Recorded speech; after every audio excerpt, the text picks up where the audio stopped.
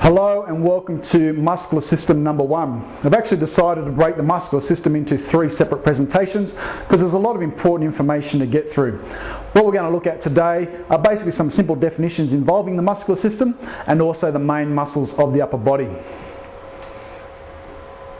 Okay, muscle types. We've got skeletal, smooth and cardiac. Now we'll start with cardiac. Cardiac muscle tissue is only found in the heart.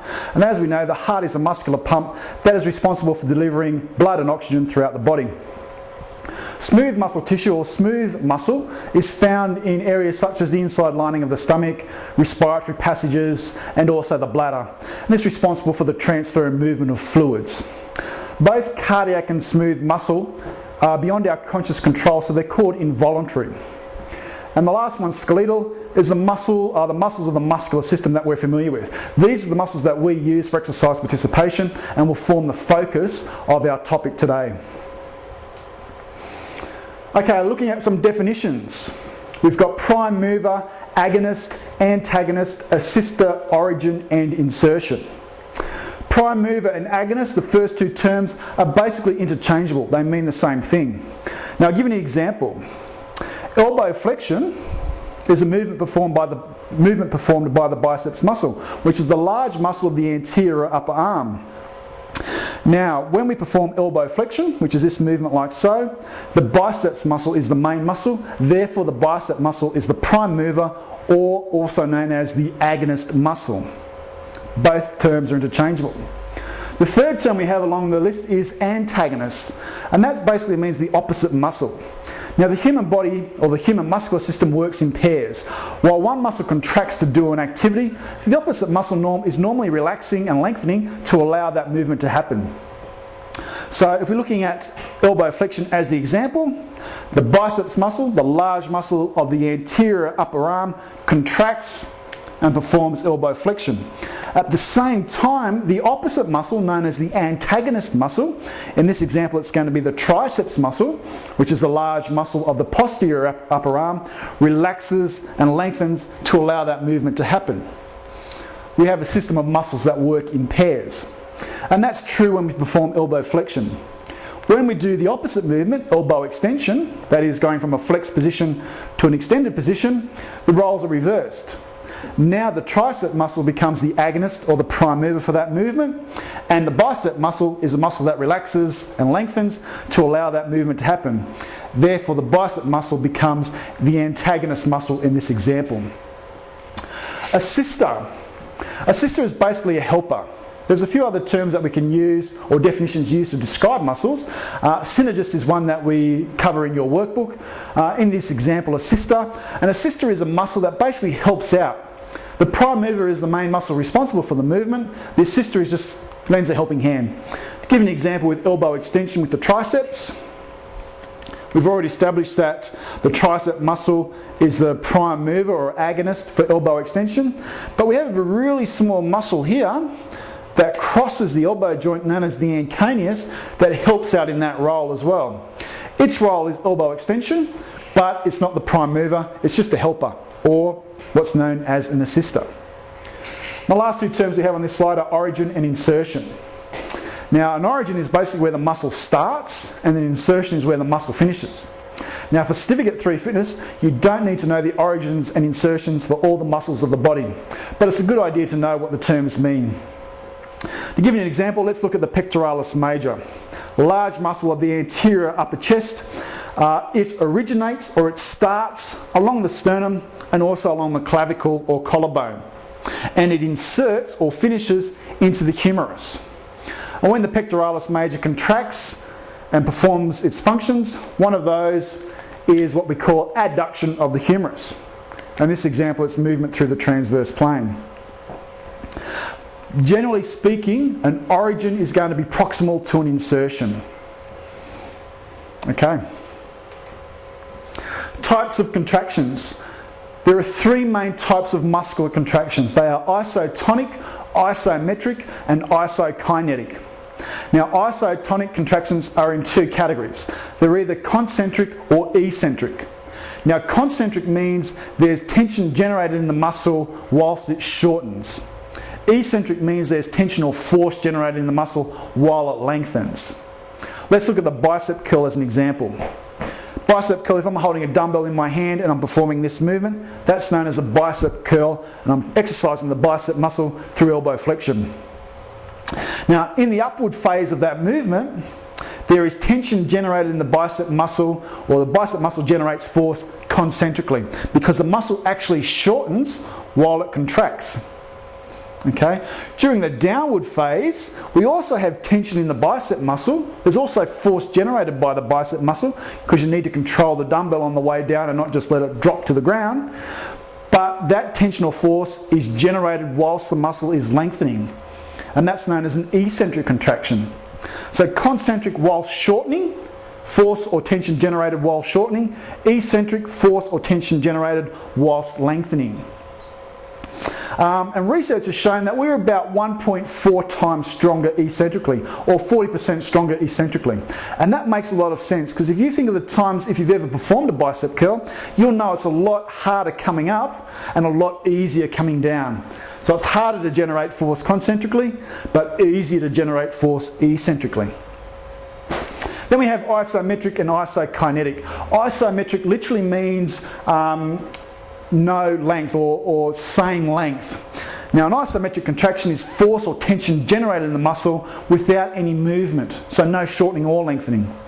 So in this example, if our friend was to do a bicep curl and I put my hand over his or her forearm and resist the movement, but my friend still keeps trying, creating a high level of tension in the bicep, that's known as an isometric contraction. Iso meaning same, metric meaning length, so no change in length. So isometric, force generated in the muscle without any change in length of that muscle. And isokinetic, very rare in gym settings. Isokinetic contractions normally involve or require you to have a muscle contraction at the same consistent speed or same consistent velocity. It's normally only replicated in studies or laboratories or in rehabilitation settings, and requires very specialised equipment and not undertaken in the gym environment. But it basically means a contraction of the muscle or movement of the muscle at the same speed or same velocity. As a fitness instructor or as a gym instructor, the majority of your time is going to be focused on isotonic, or what we know as concentric and eccentric muscle contractions. Okay, and let's start looking at the muscles of the upper body. Touched on the pectoralis major already, but we'll revisit it. Large anterior muscle of the upper torso, originates along the sternum and clavicle, inserts into the humerus. One of the main roles of the pectoralis major, when it contracts concentrically, it performs what we call adduction of the humerus through the transverse plane. It also performs flexion of the arm as well. Okay, so we're not going to go over every single role of the muscle, just the primary roles that we'll find in a gym environment. So if you remember gym environments, or if you've exercised before, if you've seen people exercise in the gym, anything that does this, where the humerus is coming away from the body, closer to the midline of the body, which is what we call humerus adduction. That's one example, that's another example. That's going to be an exercise for the pectoralis major. Deltoid and rotator cuff. Now the deltoid is basically the shoulder muscle. It's this large, massive muscle that sits right on top here. It originates along the clavicle or collarbone, and also the shoulder blade or scapula. And it inserts, like the pectoralis major, into the humerus. Now the deltoid is unique because it has three divisions. It can be divided into three. There's an anterior portion, or front of the shoulder. There's a posterior portion, or back of the shoulder, and there's an intermediate portion that sits between the two. And each of these can perform different roles or different movements of the humerus. The anterior aspect of the deltoid can perform flexion of the arm, just like the pectoralis major. Intermediate can perform abduction of the arm, taking the humerus away from the midline of the body. And the rear aspect, or the posterior deltoid, can move the humerus backwards behind the body, what we call extension through the transverse plane. And commonly what you'll find in a gym environment, most common exercises for the shoulder, what we call a shoulder press. So a dumbbell or a barbell and pushing skyward. And if my friend has flexibility in his shoulder, we'll be able to demonstrate that movement which causes the humerus to go away from the midline of the body and back towards the midline of the body is a common exercise we use in gym environments to target that deltoid muscle. And you may also see people doing the dumbbell raises to the front, to the side, and also behind their body as well, to emphasise the anterior, intermediate and posterior portions. Rotator cuff is the second one on this example. Now the rotator cuff is a series of 4 very small muscles that are responsible for increasing the integrity of the shoulder joint. Now the shoulder joint is a ball and socket joint. The humerus, or the head of the humerus, sits in a nice little cup of the scapula. Now the shoulder joint is the most mobile joint in the body, permits a wide range of movement. And research has shown that in gym environments, through different types of exercises, the humerus, or the head of the humerus, can actually come out of its joint as much as 3 centimetres. So it's very hypermobile, but also prone to subluxation and possible dislocation. And we utilise the rotator cuff with 4 small muscles that are found inside the shoulder that are responsible for increasing the integrity of the joint and preventing likely subluxation or dislocation of the shoulder. The rotator cuff are known as the subscapularis, the teres minor, infraspinatus and supraspinatus. And all 4, as mentioned, are responsible for increasing the integrity of the joint and stabilising the shoulder joint through different movements. Now the rotator cuff, as the name implies, also perform rotation, what we call internal or medial rotation and external or lateral rotation. This is an example of external rotation, so rotating outwards, and the opposite movement is an example of internal rotation or rotating inwards. And that can be done in various positions, external and internal, using resistance. And in your exercise prescription software, you'll see a number of exercise examples where the client is training the rotator cuff through both inward and outward rotation movements. Okay, the Latissimus Dorsi, also known as the lat dorsi, one of the main muscles, if not the main muscles of the back.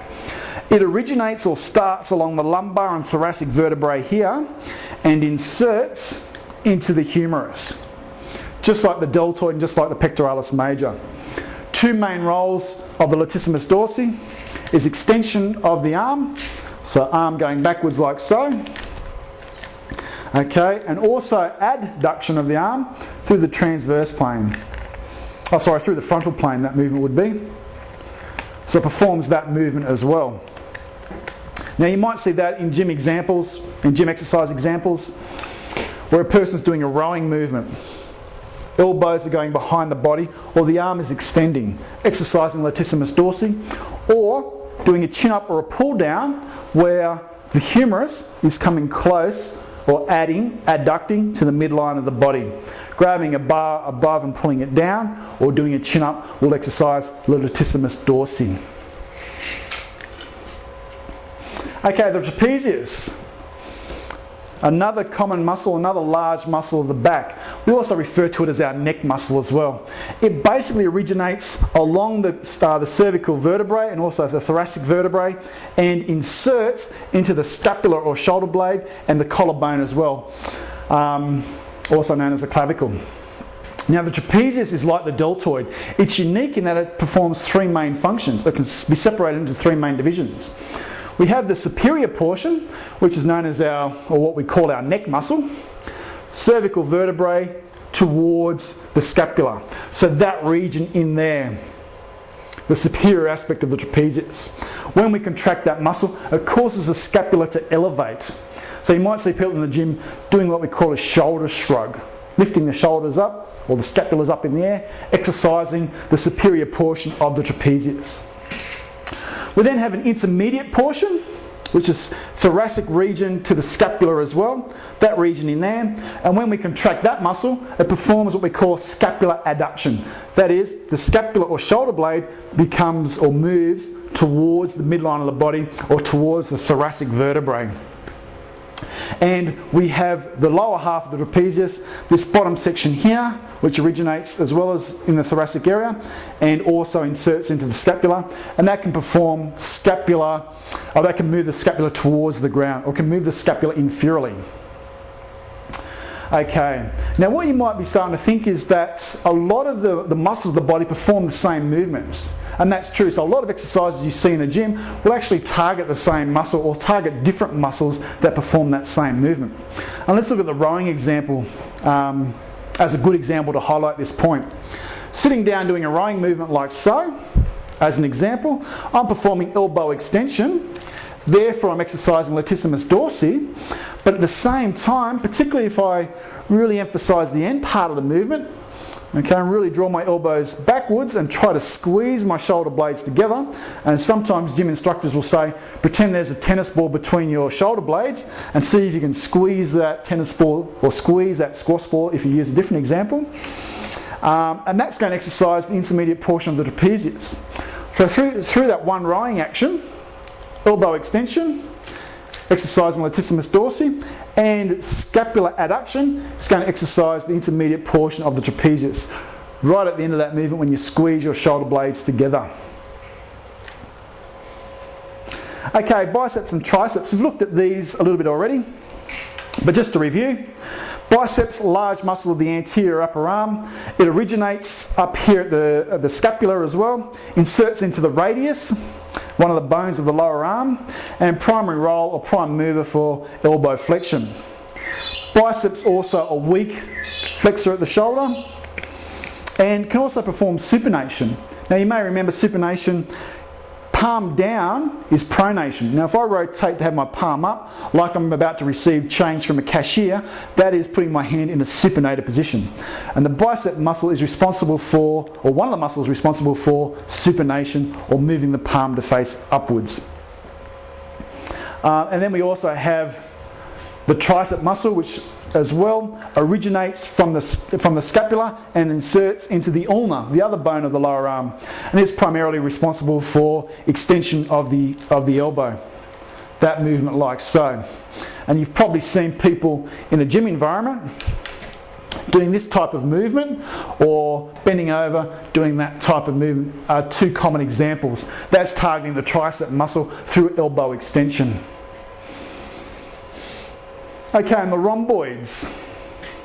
The rhomboids, like the intermediate aspect of the trapezius, perform adduction of the scapula. They're found right here. We have a rhomboids minor and a rhomboids major.